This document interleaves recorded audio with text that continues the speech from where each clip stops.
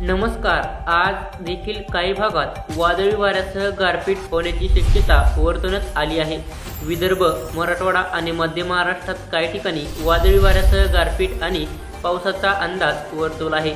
आज कोणत्या जिल्ह्यात पावसाची शक्यता आहे हे देखील आपण या व्हिडिओच्या माध्यमातून पाहणार आहोत. हा व्हिडिओ शेवटपर्यंत नक्की पहा आणि चॅनलवर नवीन असाल तर आपल्या चॅनलला सबस्क्राईब करून बेल आयकॉन प्रेस करा.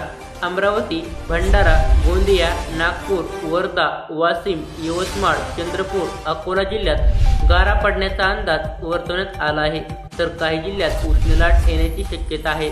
तर मध्य महाराष्ट्रात कोल्हापूर, सांगली, सातारा या ठिकाणी देखील पावसाची शक्यता आहे असं वर्तवण्यात आलं आहे.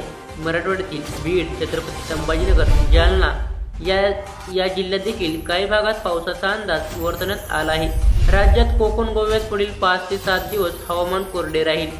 आज मध्य महाराष्ट्र आणि मराठवाड्यात तुरळक ठिकाणी मेघगर्जना व विजांच्या कडकडाट व सोसाट्याच्या वाऱ्यासह पावसाची शक्यता आहे. तर विदर्भात तुरळक ठिकाणी मेघगर्जना, विजांचा कडकडाट व सोसाट्याच्या वाऱ्यासह गारा पडण्याची शक्यता आहे. विदर्भात विशेष अमरावती, भंडारा, गोंदिया, नागपूर व वर्धा जिल्ह्यात गारा पडण्याचा अंदाज आहे.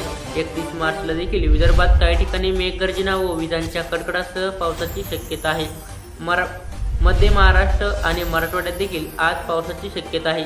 रात्री विदर्भात तापमान देखील वाढलं आहे.